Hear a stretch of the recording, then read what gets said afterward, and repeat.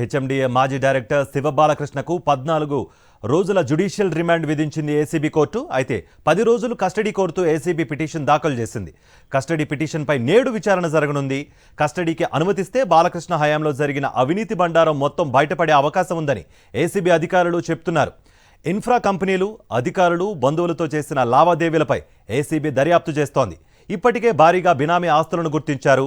Bank lockers, land డాక్యుమెంట్లను పరిశీలిస్తున్నారు ACB అధికారులు.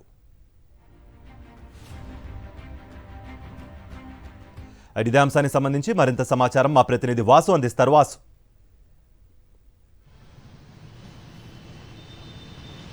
కార్తీక్, మొత్తం మీద ఏదైతే ఏసీబీ దాడుల్లో పట్టుబడ్డటువంటి అవినీతి తిమింగలానికి సంబంధించి హెచ్ఎండిఏ మాజీ డైరెక్టర్ శివబాలకృష్ణ కస్టడీ పిటిషన్ కోరుతూ కూడా ఈరోజు నాంపల్లి కోర్టులో విచారణ జరగనుంది. ప్రధానంగా ఎన్ని అక్రమ ఆస్తులు శివబాలకృష్ణ కూడబెట్టాడన్న అంశానికి సంబంధించి ఇప్పటికే భారీగా 18 చోట్ల ఏసీబీ దాడి నిర్వహించింది. 50 ప్రాపర్టీస్ గుర్తించింది. అవన్నీ కూడా దాదాపు బహిరంగ మార్కెట్లో 100 కోట్ల విలుంటుందని కూడా ఏసీబీ ఇప్పటికే రిమాండ్ రిపోర్ట్లో కావచ్చు, ఎఫ్ఐఆర్లో కూడా పొందుపరిచింది. అయితే ప్రధానంగా కూడా బినామీలు ఎవరు అన్న కోణంలో ప్రధానంగా దృష్టి సారించింది. దీంట్లో కుటుంబ సభ్యులతో పాటు కొంతమంది కీలక వ్యక్తుల పేర్లు కూడా రిమాండ్ రిపోర్ట్లో పేర్కొంది. వీళ్ళందరినీ కూడా విచారించాల్సిన అవసరం ఉంది. మరికొన్ని కోట్ల రూపాయల బినామీ ఆస్తులు బయటపడే అవకాశం ఉంది. మరొక బ్యాంకు లాకర్స్ ఓపెన్ చేయాల్సి ఉంది. ఇప్పటికే 4 బ్యాంకు లాకర్లను ఏసీబీ గుర్తించింది.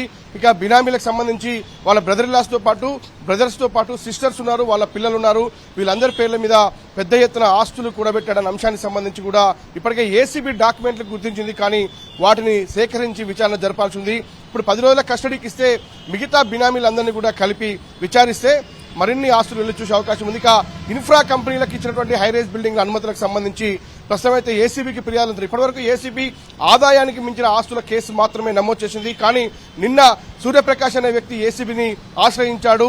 కుప్పాలగూడలో 447 సర్వే నెంబర్లో కూడా 33 అంతస్తుల బిల్డింగ్ పర్మిషన్ కు పెద్ద ఎత్తున కూడా అవినీతి జరిగింది.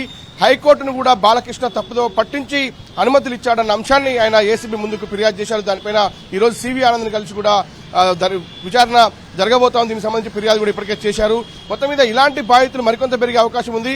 ఏసీబీ కేసు కూడా ఇలాంటి ఫిర్యాదుదారుల బలం కూడా పెరిగే అవకాశం కనిపిస్తా ఉంది. మొత్తం మీద ఈ రోజు నాంపల్లి కోర్టులో జరగబోయేటువంటి విచారణలో మరి ఏసీబీ బాలకృష్ణ 2 రోజుల కస్టడీకి ఇస్తుంది.